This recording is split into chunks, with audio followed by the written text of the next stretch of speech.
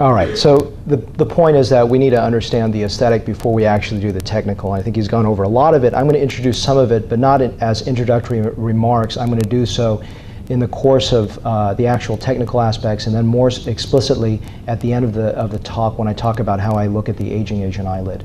So the aesthetic that I want you to see here is not just the crease position, it's also the fullness of the contour, something that we usually don't talk about when we talk about Asian eyelid.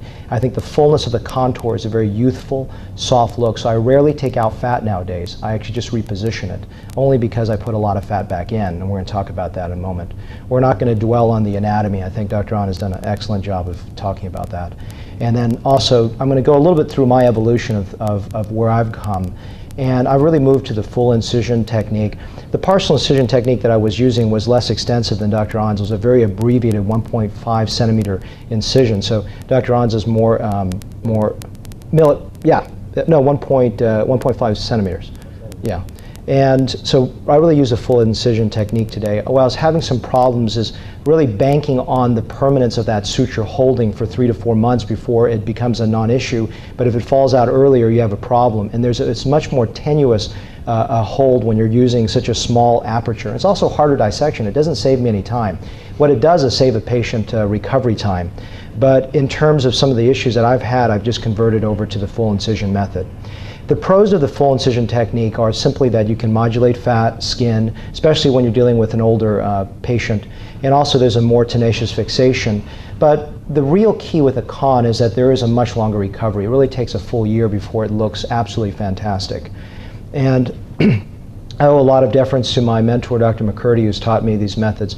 I actually do very little modification of his technique, and I really do a small fold. I really rarely do a medium, and if they want a large fold, I'm not doing it. It falls so far out of my aesthetic that I just can't do it. And I'm sure someone else can do it for that patient, but not me. Let's talk about some of the basic pearls of understanding how to avoid problems as you proceed. The things that I've noticed is, for example, I like to give them actually a little bit of propofol just to knock them out very short time. So I have to do it in my OR, and I just like to basically knock out that edge for the first few minutes. And then I give them, I like to mix 50-50 Marcaine and lidocaine, maybe excessive, but I find that I use so little of this anesthetic that the Marcaine just lets me push forward past 45 minutes to finish my procedure. I always use symmetrical amounts of lidocaine on both sides, and I avoid threading the needle through so that you limit the chance of a hematoma and a problem. And also, when you fully expose the levator, you don't want the anesthetic to drip on the levator, because you can actually anesthetize the levator, and the levator will be dysfunctional, sometimes for even a few weeks. And that can even happen if you don't, even if you just bother the levator. Always ensure symmetry. That everything I do actually surgically is based on how I perform Asian eyelids, which is to work in tandem.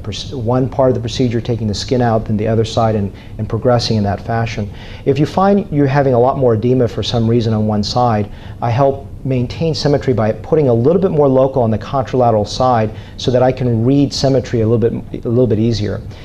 In terms of safety, so you don't get levator damage, which is obviously devastating, the thing that you've got to find first is your fat. Your fat is your safety landmark. Once you find that, everything else becomes easy if it's in a clean virgin territory.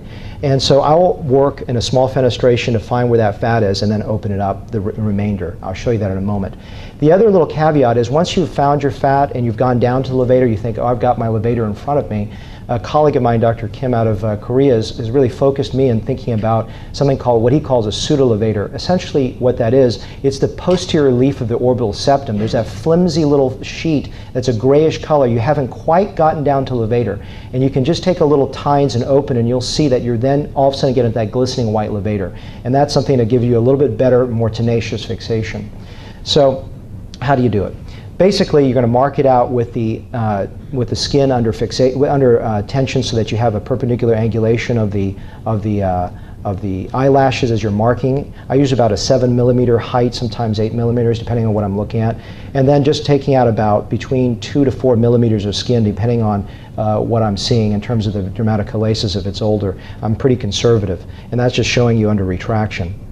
Then you go ahead and raise, I put 1 cc of lidocaine with epi, it's 50-50 mixture of lidocaine with epi, 1 to 100,000, and then 1/4% plain marking. And I inject 1 cc using this wheel technique and then massaging it with my fingers so that I don't really get a chance of a bruise or hematoma, which is going to mess up keeping symmetry. As you go through the skin, you're going to see these little vertical arcades that are passing through. What you want to be careful with is just cutting through that. You're going to get a lot of bleeding. So once you've gone through the initial dermis, I see these little arcades. I stay on the side of the skin island so that I don't cause a cautery injury to the preserved skin, and then so that I can go through a little bit more bloodlessly as I get into the next plane. At this point, what I do is I like to actually excise a little bit of orbicularis orbital septum. It's really hard to tell what plane you're in. You're just taking a little bit more of that tissue out, and I'm hugging the inferior edge where my fixation suture is going to be focused. So I'm just running along there and taking a few millimeters out. Then I go laterally and I open up and have my assistant just blot down a little bit to help see that push and herniation of the fat until the fat actually herniates through.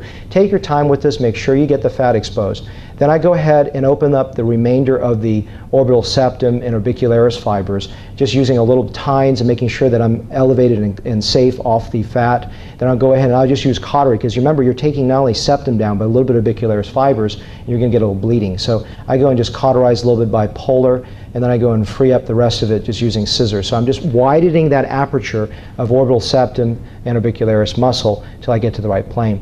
This photograph was taken over a year ago. I actually rarely, if ever, take out post-septal fat. I just don't find it necessary. I think a lot of what you're seeing in the anatomy is that the orbital fat has descended inferiorly due to the fact that there's no fixation of the muscle to the skin. So I just brush it aside. Now occasionally you get this exuberant fat. I'll take a little bit of it out, but not very much anymore. So I go ahead and like Dr. McCurdy does, is I just take a 5/0 nylon, I run it, as these are external fixation sutures, as Dr. Ahn was mentioning. If you don't know what that means, it just means it's a suture going through the skin that will be removed at a week. The internal ones are the ones that go through conjunctiva that are buried, that stay there. And because it's such a tenacious fixation, you really just can put in 3 of them and they will hold tremendously well. You put one through the mid-pupil, and then you go, what I like to do at this point is, instead of going vertically up, to maintain the position that I want, I go horizontally through with a wide bite through the levator at the point that I want to create my height of my fixation. And then I go back up vertically through the skin. So that's going to be my completion of the fixation suture for the levator to skin. And you want to create about an angulation of a perpendicular angulation of the eyelashes. It's going to look too high, and that's to be expected because of the edema. Don't readjust to make it look small. I'm going to show you and walk you through a year of edema so you can see that. And you're going to complete 2 more fixations in the same fashion at the medial limbus and then at a point between the lateral limbus and the lateral canthus. And that's a bit arbitrary, but just stay consistent when you're doing this. Then